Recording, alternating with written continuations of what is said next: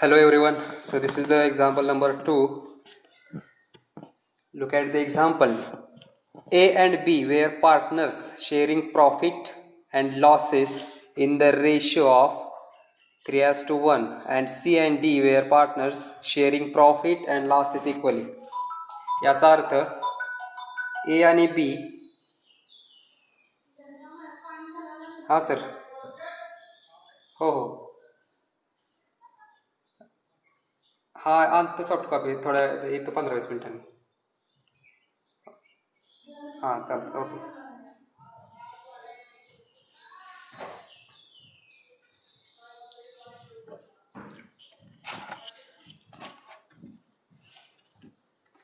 Hello everyone. So just look at the example number 2. Okay, so A and B were partners sharing profits and losses in the ratio of 3:1, and C and D were partners sharing profit and losses equally. म्हणजे A आणि B हे partners आहेत जे profit and loss हे 3:1 या प्रमाणात विभागून घेतात. आणि C आणि D हे दोन पार्टनर्स आहेत, त्यांची एक फर्म आहे. ते काय करतात, प्रॉफिट किंवा लॉस जर झाला तर ते इक्वली वाटून घेतात. ओके, या पद्धतीने दिले. त्यानंतर खाली लिहिलं की following were there balance sheets as on 31 March 2009. तर दोन बॅलन्स शीट दिलेले आहेत, ए बी फर्मची आणि सी डी फर्मची एकत्रितपणे. त्याच्यामध्ये वेगवेगळे ॲटम्स दिलेत. उदाहरणार्थ creditors, bills payable, Mr B's loan, Mr D's loan. बीचं लोन आहे 10,000 रुपये आणि मिस्टर डीचं लोन आहे 7,000 रुपये. आउटस्टँडिंग रेंट दिलेला आहे आणि त्यानंतर कॅपिटल दिले. ही लायबिलिटी साईड झाली. असेट साईडला सुद्धा plant and machinery, furniture, stock, debtors, fixtures, cash in hand हे असेट्स दिलेत. बरोबर, या दोन बॅलन्स शीट आपल्याला दिलेत. आणि त्यानंतर मग खाली ॲडजस्टमेंट दिलेत.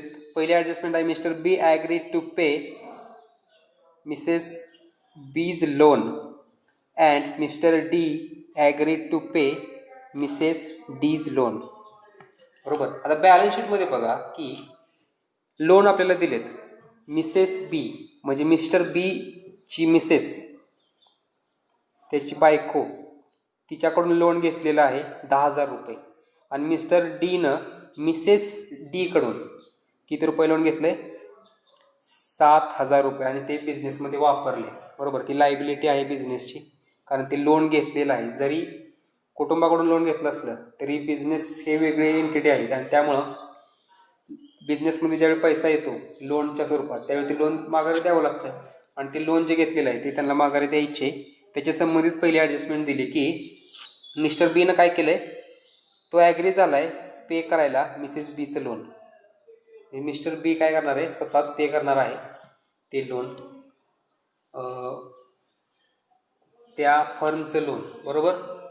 याचा अर्थ काय आहे, तर ज्यावेळी बिझनेस सुरू होतो त्यावेळी कॅपिटल आणलं जातं. बरोबर, पार्टनर्सकडून. आता लोन घेतलंय आणि ते जे अमाऊंट आहे ते पार्टनर्स पे करणार आहेत, स्वतःची अमाऊंट. म्हणजे ते सुद्धा एक प्रकारे काय झालं तर कॅपिटल आणल्यासारखंच झालं. म्हणजे त्यांचं कॅपिटल वाढेल तेवढ्या अमाऊंटनं. मिस्टर बीचं वाढेल 10,000 रुपयांनी, मिस्टर डीचं वाढेल 7,000 रुपयांनी. आणि त्यामुळे ह्या ज्या अमाऊंट आहेत त्या क्रेडिट होतील पार्टनर्स कॅपिटल अकाउंटला. ओके, कारण त्यांनी स्वतः ते अमाऊंट पे करायचं ठरवलेलं आहे. या पद्धतीने या ॲडजस्टमेंटची इफेक्ट होईल. त्यानंतर दिले outstanding rent was paid fully by respective firms. हे जे लोन्स आहेत, सॉरी, हे जे आउटस्टँडिंग रेंट आहे ते पार्टनर्सनी पे केलं नाही, तर ते पे केले फर्मनी. त्यामुळे त्याचं पार्टनर्स कॅपिटल अकाउंटवर काही इम्पॅक्ट होणार नाही. त्यानंतर पुढचं जे ॲडजस्टमेंट आहे ती दिली creditors of both firms where taken by the new firm at a discount of 5%. म्हणजे जे क्रेडिटर्स दिलेत लायबिलिटी साईडला ते काय केलेत, न्यू फर्मनं घेतलेले आहेत, टेकन ओव्हर केलेत. मग ते नवीन फर्ममध्ये जाणार, पण ते डिस्काउंट प्राईस होणार, 5% डिस्काउंट. आपण reserve for discount on creditors ही आपण ॲडजस्टमेंट पाहिलेली आहे की तेवढं लोन कमी, सॉरी, तेवढी अमाऊंट कमी पे करावी लागते. आणि त्यामुळे तो काय असतो, प्रॉफिट असतो त्या पार्टनर्सचा. बरोबर, आपण ते प्रॉफिट अँड लॉस ॲप्रोप्रिएशन अकाउंटला घेत होतो क्रेडिट साईडला. त्याच पद्धतीने या ॲडजस्टमेंटचं इफेक्ट्स होतील. त्यानंतर पुढचं ॲडजस्टमेंट दिली 5 नंबरची की furniture of C&D was sold in the market for ₹8,000. C&D कंपनीचा जो फर्निचर आहे तो किती आहे? 8,000 रुपये आहे, 9,000 रुपये आहे बॅलन्स शीटमध्ये, आणि तो मार्केटमध्ये किती रुपयाला विकला आहे? 8,000 रुपयाला. म्हणजे 1,000 रुपये कमी किमतीला विकला. हा काय झाला आहे? लॉस झाला आहे, बरोबर.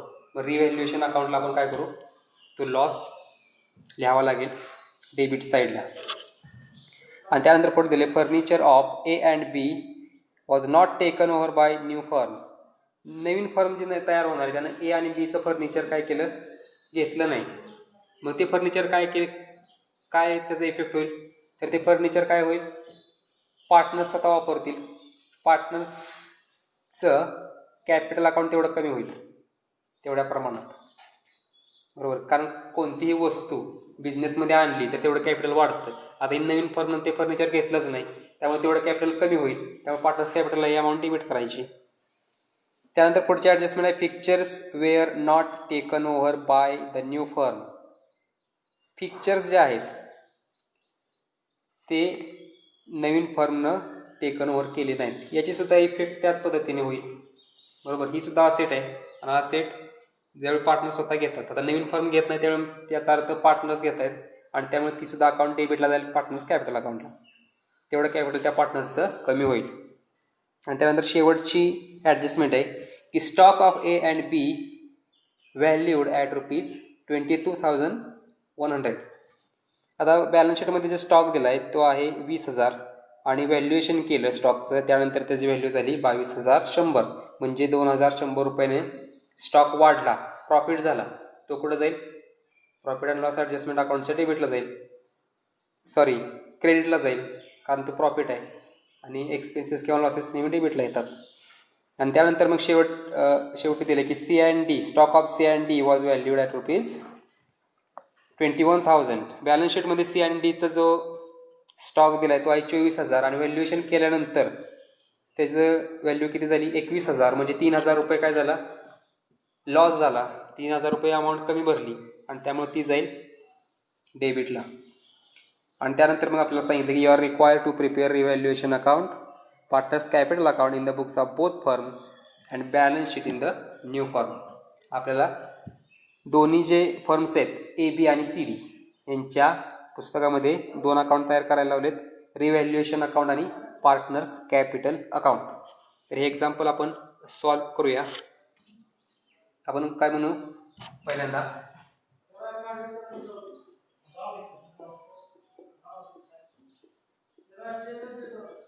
In the books of A and B आपल्याला पहिलं अकाउंट कोणतं तयार करायचं सांगितलंय? Revaluation account.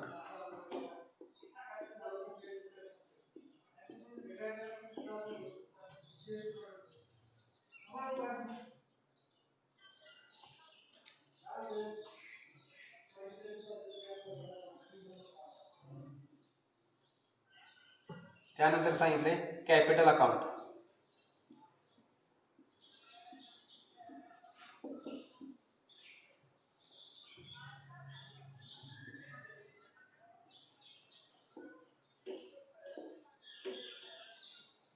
पार्टनर्स कोणते आहेत? A आणि B. AB.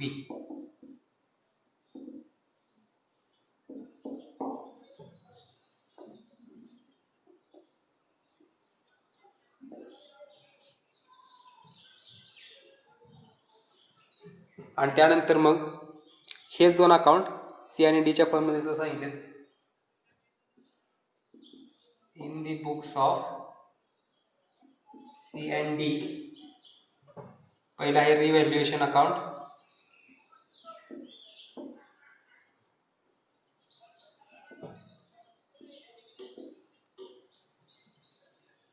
आणि दुसरा आहे partners capital account.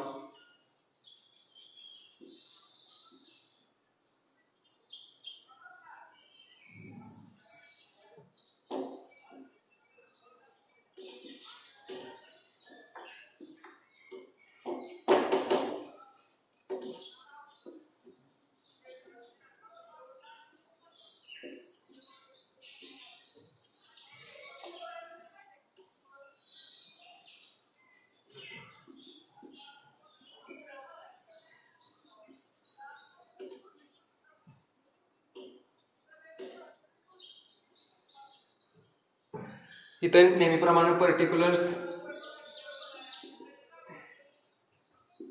Rupees, particulars आणि रुपीज असे कॉलम्स तयार करायचे. आता रिव्हॅल्युएशन अकाउंट आपल्याला सांगितलं आहे आणि कॅपिटल अकाउंट सांगितलं आहे. रिव्हॅल्युएशन अकाउंट हा प्रॉफिट अँड लॉस ॲडजस्टमेंट अकाउंटच आहे. म्हणजे आपण प्रॉफिट अँड लॉस अकाउंट जसं तयार करतो की प्रॉफिट अँड लॉस अकाउंटला काय करतो, डेबिट साईडला लिहितो एक्सपेन्सेस, क्रेडिटला लिहितो इन्कम. त्याच पद्धतीने रिव्हॅल्युएशन अकाउंट सुद्धा जे प्रॉफिट होतील ते लिहायचे डेबिट साईडला, सॉरी एक्सपेन्सेस किंवा लॉसेस होतील ते लिहायचे डेबिट साईडला, इन्कम होतील ते लिहायचे क्रेडिट साईडला. ओके, या पद्धतीने रिव्हॅल्युएशन अकाउंट तयार करायचा आणि कॅपिटल अकाउंट काही नेहमीप्रमाणे तयार करायचं. ठीक आहे, तर आपण तयार करूया. पहिल्यांदा आपण काय करू, कॅपिटल अकाउंटचे बॅलन्सेस लिहून घेऊया. तर बॅलन्स शीटमध्ये लायबिलिटी साईडला कॅपिटल अकाउंट दिले, एचं 30,000, बीचं 20,000. मग कॅपिटल अकाउंटला in the books of A B जो कॅपिटल अकाउंट आहे त्याच्या क्रेडिटला काय येईल, bye balance brought down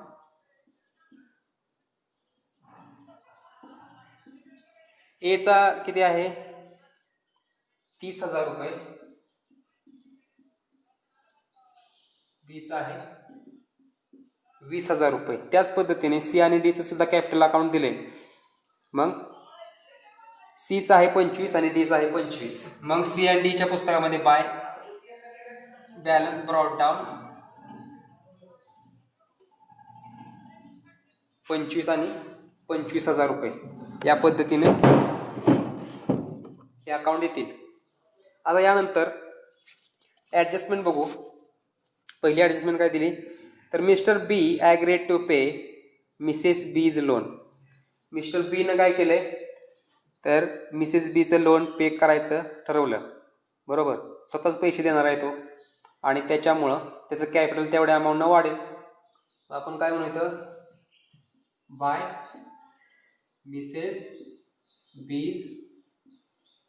Mrs B's loan. किती रुपये आहे लोन, 10,000 रुपये.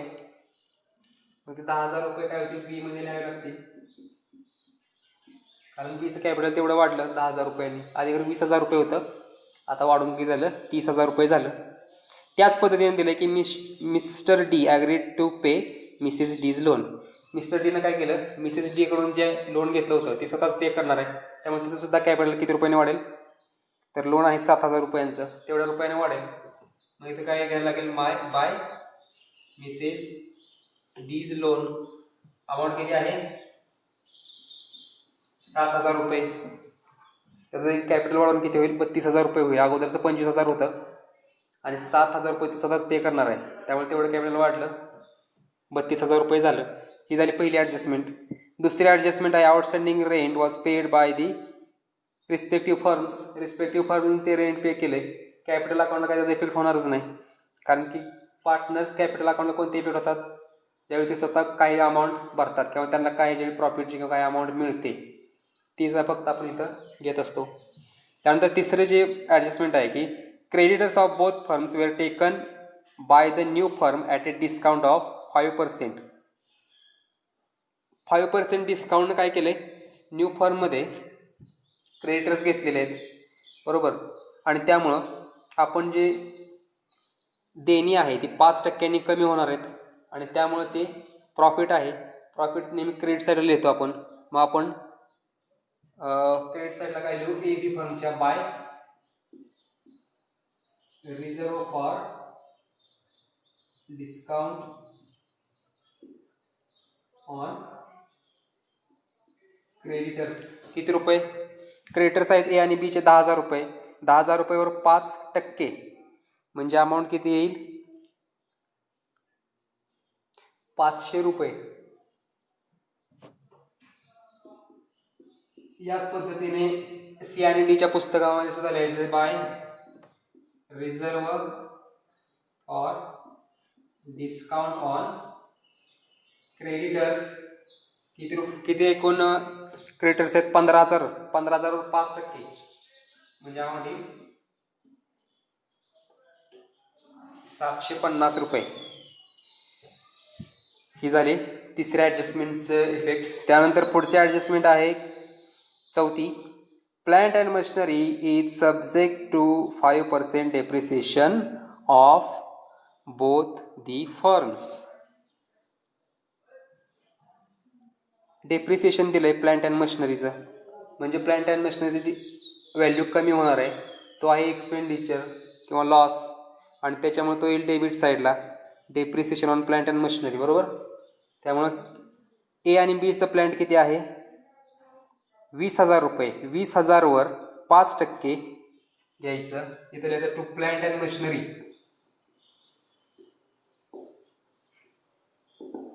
किती रुपये येतील, 20,000वर 5% अमाऊंट येईल 1,000 रुपये. त्याच पद्धतीने सी आणि डी ची जी प्लांट अँड मशिनरी आहे ती 27,000 रुपये आहे. 27,000 रुपयांवर 5% म्हणजे 1,350. इथे घ्यायचं to plant and machinery 1,350. Okay, या पद्धतीने ही एंट्री होईल. त्यानंतर पुढची ॲडजस्टमेंट दिली. Furniture of C and D was sold in the market for ₹8,000. C and डीचं जे फर्निचर होतं, आता बॅलन्स शीटमध्ये जे फर्निचर दिले सी आणि डीचं ते आहे 9,000 आणि मार्केटमध्ये किती रुपयाला विकलं आहे तर 8,000 रुपयाला, म्हणजे 1,000 रुपयाचा लॉस झाला सी आणि डीचा. मग तो कुठे येईल, रिव्हॅल्युएशनच्या डेबिटला. इथं काय येईल, टू फर्निचर 1,000 रुपये. त्यानंतर पुढे दिलंय की फर्निचर ऑफ ए आणि B was not taken over by new firm. New फर्मनं ए आणि बीचा जो फर्निचर आहे तो घेतला नाही. मग ते कोण घेतील, पार्टनर्स घेतील, कारण पार्टनर्सना सर्वात शेवटी सर्व अमाऊंट मिळत असते जर बिझनेस क्लोज झाला तर. त्यामुळे तेवढं कॅपिटल अकाउंट पार्टनर्सचा कमी होणार ए आणि बीचा, कारण की ते बिझनेसमधून तेवढ्या अमाऊंटचं फर्निचर स्वतःकडे घेत आहेत. जर फर्निचर दिला असता तर पार्टनर्स कॅपिटल अकाउंट क्रिएट झालं असतं, त्यांचं कॅपिटल वाढलं असतं.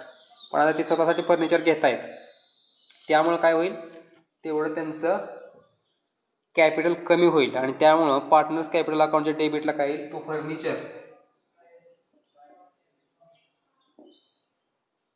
किती रुपयाचं फर्निचर आहे ए आणि बीचं 12,000 रुपये. आता ते 12,000 रुपये या दोघांना वाटून दिले पाहिजे ए आणि बीला. पण कशाच्या स्वरूपात किती किती वाटायचे, तर त्यांचा प्रॉफिट शेअरिंग रेशो दिला 3:1. प्रॉफिट झाला तर 3 भाग एला मिळतील, 1 भाग बीला मिळेल. पण आता एक कॅपिटल आहे, हा प्रॉफिट नाही आहे, बरोबर. मग कॅपिटल जेवढ्या प्रमाणात आणले, ज्या रेशोनं आणले त्याच रेशोमध्ये त्यांना ते कॅपिटल माघारी द्यायचं, फर्निचर माघारी द्यायचं. त्यांचं प्रमाण काय आहे ते बघा. एनं 30,000 रुपये आणले होते, बीनं 20,000 रुपये आणले होते, म्हणजे 3:2 या प्रमाणात त्यांना फर्निचरचं वाटप केलं पाहिजे, फर्निचर त्यांना माघारी दिले पाहिजेत. फर्निचरची एकूण अमाऊंट आहे 12,000 रुपये. मग मिस्टर एला किती रुपये मिळतील, 12,000 रुपयेपैकी एकूण 5 भागापैकी 3 भाग हे मिस्टर एला मिळतील, कारण 3:2 या प्रमाणात वाटायचे. मग अमाऊंट किती, 36,000 भागिले 5, 5 7 35 आणि 5 गुणिले 10 7,200 एवढ्या किमतीचं फर्निचर एला मिळेल. मिस्टर बीला किती मिळेल, 12,000 गुणिले 2 भागिले 5, 5 पैकी 2 भाग मिळणार, म्हणजे 24,000 भागिले 5, 5 20 40, 4,800 या पद्धतीनं फर्निचरची विभागणी त्या दोघांमध्ये होईल. मग मिस्टर एचं 7,200 रुपये मिस्टर एला, मिस्टर बीला 4,800 या पद्धतीनं त्यांना फर्निचर मिळतील. त्यानंतर पुढे ॲडजस्टमेंटमध्ये दिले की fixtures were not taken over by new firm. New फर्मनं फिक्चर्स घेतले नाही आहेत, मग ते सुद्धा त्या कॅपिटल अकाउंटलाच जातील. ए आणि बी आणि सी आणि डीच्या त्यांचं कॅपिटल तेवढ्या अमाऊंटनं कमी होईल. ओके, मग फिक्चर्स किती आहेत बॅलन्स शीटमध्ये? 1600. ए आणि बीच्या पुस्तकामध्ये 1600 रुपयांचे आहेत आणि सी आणि डीच्या पुस्तकामध्ये 1200 एवढं आहे. आता जेवढ्या रेशोने त्यांनी कॅपिटल आणलं तेवढ्याच रेशोने त्यांना ते माघारी मिळेल, कारण हे सुद्धा कॅपिटलचाच भाग आहे फिक्चर सुद्धा. त्यामुळं ए आणि बी ला सुद्धा 3:2 या प्रमाणातच फिक्चर्स मिळतील. फिक्चर्स किती रुपयाचे आहेत? 1600 रुपयांचे. त्यांना द्यायचे 3:2 या प्रमाणात. मग 1600 गुणिले 5/2 हे होईल एच्या बाबतीमध्ये. बीच्या बाबतीमध्ये काय होईल? 1600 गुणिले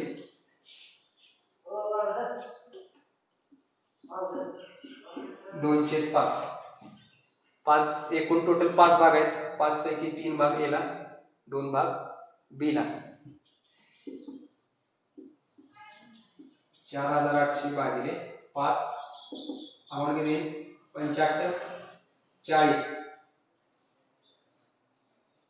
5 9 45 3 राहिले, 5 30. 960 1600 रुपये पैकी हे जातील मिस्टर एला. मिस्टर बीला किती जातील? 3200 भागिले 5 5 30 5 20 740 रुपये. म्हणजे मिस्टर एला जे फिक्चर्स मिळतील ते असतील 960, बीला मिळतील 740. हे झालं ए आणि बीचं.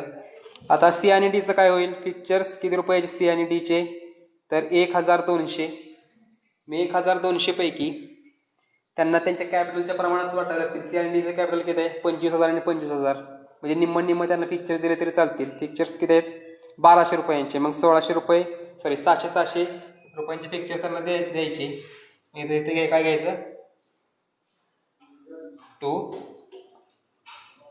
फिक्चर्स 600 आणि 600.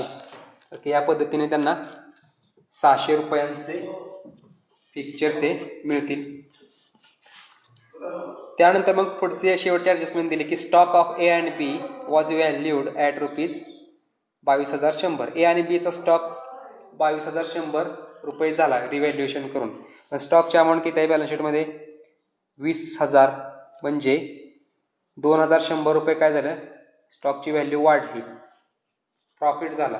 प्रॉफिट क्रेडिट साईडला लिहिलं जाईल. ओके, ए आणि बीच्या काय बाय स्टॉक 2,100. त्याच पद्धतीने सी आणि डीच्या स्टॉकची व्हॅल्यू किती झाली? 21,000. आणि बॅलन्स शीटमध्ये किती दिली? सी आणि डीची स्टॉकची व्हॅल्यू 24,000. म्हणजे 3,000 व्हॅल्यू कमी झाली, 3,000 लॉस झाला. मग तो सी आणि डीच्या डेबिट साईडला जाईल. टू स्टॉक 3,000 रुपये. या पद्धतीनं सर्व ॲडजस्टमेंट्स ह्या पूर्ण होतील. बरोबर, आपण सर्व अमाऊंट्स या घेतलेल्या आहेत. आता बघा, आपण अगोदरचं जे एक्झाम्पल सोडवलं होतं, ज्यावेळी न्यू फर्ममध्ये असेट्स टेक ओव्हर होतात, जातात, त्यावेळी आपण एंट्री करतो आणि त्यावेळी ते सर्व असेट्स लायबिलिटीज घेतो. त्या कुठे घेतो? त्या न्यू फर्मच्या अकाउंटमध्ये घेतो. आता इथं न्यू फर्मचं अकाउंट आपल्याला काढायला सांगितलंच नाही, त्यामुळे बॅलन्स शीटमध्ये असणाऱ्या असेट्स लायबिलिटीजचा काय इथं संबंध येणार नाही. इथं कारण रिव्हॅल्युएशनमध्ये ते सर्व अमाऊंट्स इथे येतील. पार्टनर्स कॅपिटलच्या संबंधित अमाऊंट ही सर्व कॅपिटल अकाउंटला येतील. आणि या पद्धतीने मग सर्व ॲडजस्टमेंट पूर्ण झाले. आता आपण काय करायला लागेल? अकाउंट क्लोज करावं लागेल. आता रिव्हॅल्युएशन अकाउंटमध्ये मोठी साईड कोणती आहे? ही आहे, कारण इथं बेस होते 2,600.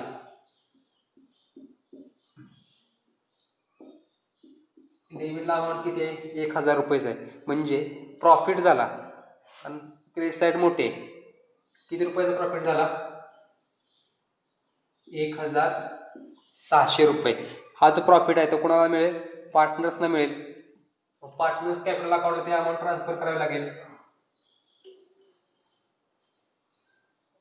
पार्टनर्स कॅपिटल अकाउंट ही 1700 ट्रान्सफर होईल. ए ला आणि बी ला ट्रान्सफर होईल. ए आणि बी ला किती प्रमाणात ट्रान्सफर होईल ही अमाऊंट? किती? 1600 रुपये आहेत, बरोबर. त्यात त्यांचा रेशो जो दिलाय आपल्याला तो किती दिलाय? पहिल्याच जो ओळ दिली ती काय दिली तर ए आणि B partner sharing profit and losses in the ratio of 3:1, 3:1 या प्रमाणात. मग 1600 पैकी 3 पार्ट ए ला, बी ला किती? 1 पार्ट, 4 पैकी 1600 गुणिले 3/4 किती रुपये येतील? 1200 रुपये. हे ए ला, 400 रुपये बी ला. मग ही अमाऊंट कुठे ट्रान्सफर करायची? पार्टनर्स कॅपिटल अकाउंटला. प्रॉफिट झाला त्यांचा, कॅपिटल वाढेल बाय रिव्हॅल्युएशन. ए ला किती झालं? 1200, बी ला 400. ठीक आहे. आणि मग पार्टनर्स कॅपिटल अकाउंट क्लोज होईल. यातली मोठी बाजू कोणती आहे? ही बाजू मोठी आहे. एचं बेरीज किती होईल? 31,200. बीची किती होईल? 30,400. म्हणजे इकडे घ्यायला लागेल 31,200 आणि 30,400. ही जो बॅलन्स आहे तो कुठे ट्रान्सफर होईल? न्यू फर्ममध्ये होईल, बरोबर. कारण न्यू फर्ममध्ये सर्व बिझनेस बंद होऊन अमाऊंट जाणार आहे.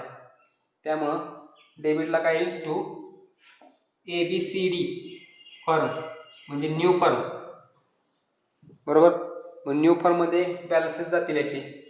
31,200 मधून 7,200 आणि 960 अशी अमाऊंट 8,160 रुपये वजा केली तर अमाऊंट किती येईल? 23,040. आणि बीची 30,400 मधून मग 5,440 रुपये जर वजा केले तर अमाऊंट येईल 24,960. या पद्धतीने पार्टनर्स कॅपिटल अकाउंट ए आणि बीचा क्लोज होईल. त्याच पद्धतीने बीचे अकाउंट क्लोज करायचे. आता बी मध्ये मोठी साईड कोणती आहे तर डेबिट साईड मोठी आहे. किती रुपये आहे? 5,350 रुपये एवढी अमाऊंट इथं येते. म्हणजे डेबिट साईड मोठी आहे म्हणजे एक्सपेन्सेस जास्त आहेत, इन्कम कमी आहे म्हणजे लॉस होईल. इथं झाला होता प्रॉफिट, इथं काय होईल? लॉस. प्रॉफिट आहे, लॉस आहे तो कुठं जाईल? पार्टनर्स कॅपिटल अकाउंटला. कंसात लॉस किती रुपये लॉस झाला? 5,350 मधून 750 जर वजा केले तर अमाऊंट येईल 4,700. 4,700. आता प्रॉफिट अँड लॉस कसा डिस्ट्रीब्यूट केला तर पहिल्याच ओळीमध्ये लिहिलं आहे एक्झाम्पलच्या की C and D were partner sharing profit and losses equally profit and loss ते डिस्ट्रीब्यूट होणार आहे. म्हणजे तर 4,600च्या निम्म म्हणजे सी याला किती येईल? 2,300. डी ला किती येईल? 2,300. हे अमाऊंट कुठं ट्रान्सफर होईल? पार्टनर्स कॅपिटल अकाउंटला. त्याच्या डेबिट साईडला जाईल. क्रेडिटचा बॅलन्स डेबिटला जातो, डेबिटचा क्रेडिटला जाईल, बरोबर. या पद्धतीनं मग इथे डेबिटला टू रिव्हॅल्युएशन अकाउंट किती रुपये? 2,300. 2,300. मोठी साईड इकडची क्रेडिट आहे पार्टनर्स कॅपिटलची. इथं आहे 25,000, इथं आहे 32,000. मग तीच लिहायचं डेबिटला 25,000 आणि 32,000. आणि तो जो बॅलन्स आहे तो जाईल न्यू फर्ममध्ये ABCD लिमिटेडला. किती रुपये जातील? 25,000 मधून वजा करायचे 8,300 आणि अमाऊंट किती येईल मग 22,100 आणि डीचं 32,000 मधून वजा करायचे 2,900 अमाऊंट येईल 29,100 ही अमाऊंट जाईल न्यू फर्ममध्ये.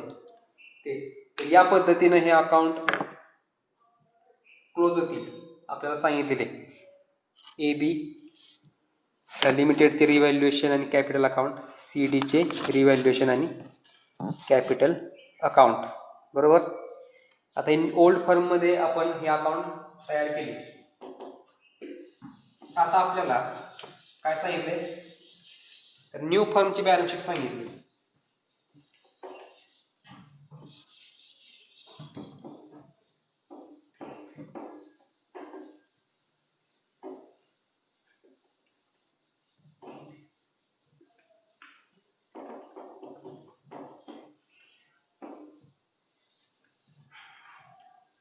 आपण बॅलन्स शीट तयार करू मग. In the books of ABCD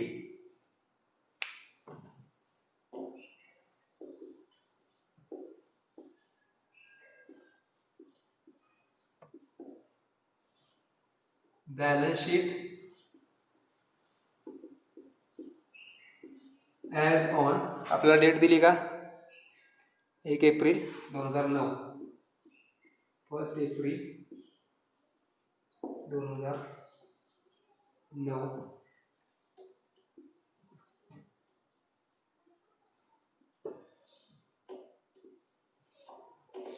इकडे घ्यायची लायबिलिटीज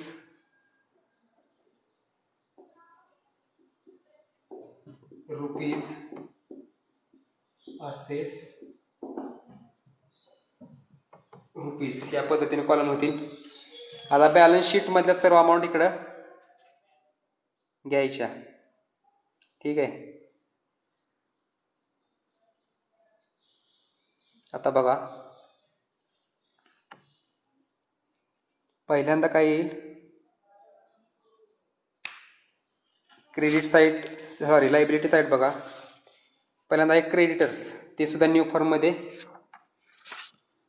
येईल. ए बीचा आहे 10,000, सी डीचा आहे 15,000.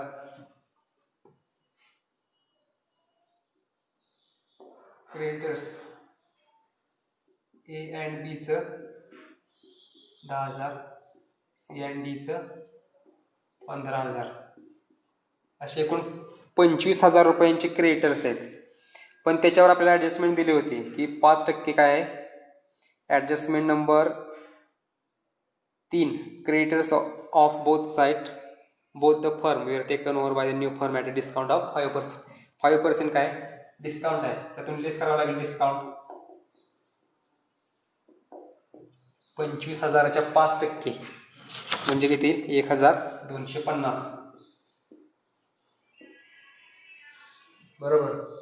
1,000 ए बीचा आणि 1,250 सी डीचा आपण काढला होता रिव्हॅल्युएशन अकाउंटला लिहिला होता क्रेडिट साईडला. तो येईल. तो अमाऊंट जर केली तरी 23,750. त्यानंतर लायबिलिटी साईडला आणखी पुढे नेक्स्ट दिलेलं आहे बिल्स पेएबल. बिल्स पेएबल घ्यायचे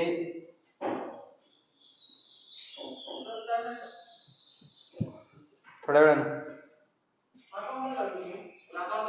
लेक्चर सुरू आहे, व्हिडिओ रेकॉर्डिंग सुरू आहे आता. 5-10 मिनटं फक्त झाले. थोडा मिनिट.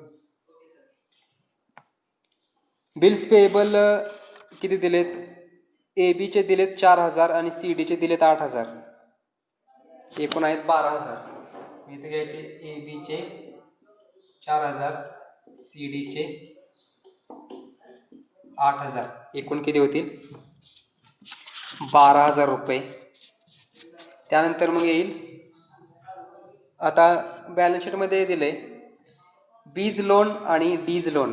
त्याला ती लोन काय पे केलेत पार्टनर्सने ऑलरेडी आणि त्याच्यामुळे त्या अमाऊंट काही न्यू फर्ममध्ये येणार नाहीत. आणि आउटस्टँडिंग रेट सुद्धा पे केले त्यामुळे तिचं अमाऊंट येणार नाही. राहिलं कॅपिटल. घ्यायचं capital account A B C आणि डी 4 पार्टनर्स आहेत आणि 4 पार्टनर्सचे कॅपिटल घ्यायचे. आता ते बॅलन्स शीटमध्ये दिले ते घ्यायचं नाही कारण आपण रिव्हॅल्युएशन केलं असेट्स लायबिलिटीज आणि त्यानंतर त्यांचे बॅलन्सेस बदललेत कॅपिटल अकाउंटचे. आपण जे ओल्ड फर्ममध्ये कॅपिटल अकाउंट तयार केले होते त्याच्यामध्ये जे बॅलन्सेस आले होते ते आपण न्यू फर्ममध्ये ट्रान्सफर केले होते, तिथं ABCD लिहिलं होतं. मग तेच अमाऊंट इकडे घ्यायची. एचा त्यावेळी बॅलन्स किती होता? 23,040.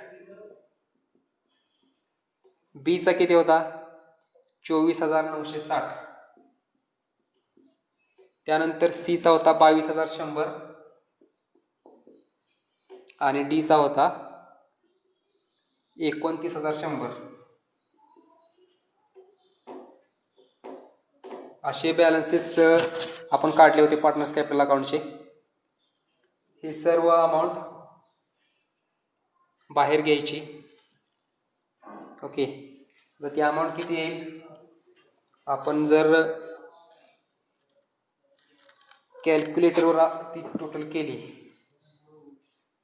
23,040 अधिक 24,960 अधिक 22,100 अधिक 29,100, अमाऊंट येईल 99,200. हे टोटल कॅपिटल असेल. ही झाली लायबिलिटी साईड. आता असेट साईड. असेट साईडमध्ये पहिले दिले प्लांट अँड मशिनरी.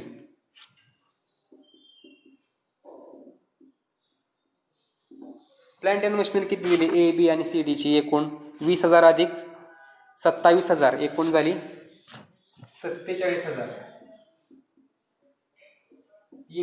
इनर कॉलमला यासाठी लिहिली की कारण त्याच्यावर डेप्रिसिएशन दिले आपल्याला. Adjustment number 4, 5% depreciation on both the firms. बरोबर, मग त्यातून लेस डेप्रिसिएशन 47,000 वर 5% म्हणजे 2,350 रुपये त्यातून लेस होतील आणि त्यावेळी अमाऊंट येईल 44,650 रुपये. त्यानंतर पुढचे जे असेट दिली असेट साईडला ते आहे फर्निचर. आता फर्निचर काय केले? दोन्ही पार्टनर्सनी ऑलरेडी ते घेतलेलं आहे, कारण आपल्याला ॲडजस्टमेंट जे दिलेले आहे की furniture of A and B not taken over by new firm आणि C and D was sold in market. मार्केटमध्ये C and Dचं फर्निचर विकलं आणि A and Bचं फर्निचर होतं ते पार्टनर्सनी ऑलरेडी घेतलं आहे आणि त्यामुळे ते न्यू फर्ममध्ये काही फर्निचर येणारच नाही. त्यानंतर पुढचं दिले स्टॉक. मग स्टॉक येईल एचा स्टॉक किती येईल? कारण ॲडजस्टमेंट नंबर 7 जे आहे की stock of A and B 22,100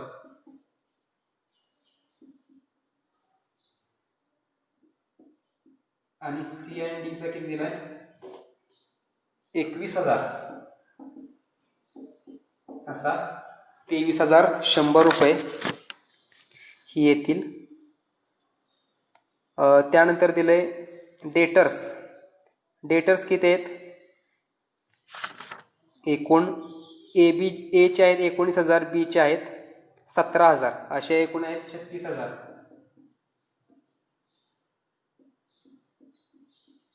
बरोबर. आता 36,000 त्याच्या काही ॲडजस्टमेंट नाही आहे, त्याच्यामुळे ते बाहेर घेतले तरी चालते. 36,000 रुपये. त्यानंतर फिक्चर्स काय केलेत? Not taken over by new firm, adjustment number 6. त्यामुळे नवीन फर्मनं ते घेतलेच नाही, त्यामुळे नवीन फर्मच्या बॅलन्स शीटमध्ये ते येणारच नाहीत.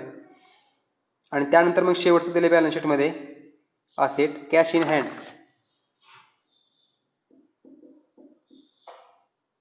कॅश इन हँड जो आहे अमाऊंट ती किती रुपये दिले? 3,400 आणि 3,300, अशी एकूण किती झाली? 7,700. ABCD चौघांची 7,700 एकूण कॅश अमाऊंट आहे. परंतु ॲडजस्टमेंट नंबर 2 दिली की outstanding rent fully paid by respective firms. आता रेंट कशातून पे केलं जाणार आहे? तर ते केलं जाणार आहे कॅशमधनंच. बरोबर. रेंट किती होतं? तर लायबिलिटी साईडला आपल्याला दिलं आहे 2,000 आणि 1,500, असं 3,500. तेवढ्यानं आपल्याला काय होईल? रेंट पेड तेवढी अमाऊंट कमी होईल, 3,500. अमाऊंट किती येईल? 4,200. बरोबर. आता 4,200 ही अमाऊंट आली खरी, पण इथं काय केले बघा, फर्निचर सोल्ड केलाय मार्केटमध्ये. Adjustment number 5, furniture of C&D was sold in the market for ₹8,000. हा जो फर्निचर आहे C&Dचा तो त्या पार्टनर्सने घेतला नाही, तर तो सेल केलाय आणि त्यातून मग ₹8,000 आपल्याला मिळेल. 9,000चा फर्निचर होता आणि तो 8,000ला विकला. 1,000 आपण रिव्हॅल्युएशन अकाउंटला घेतला.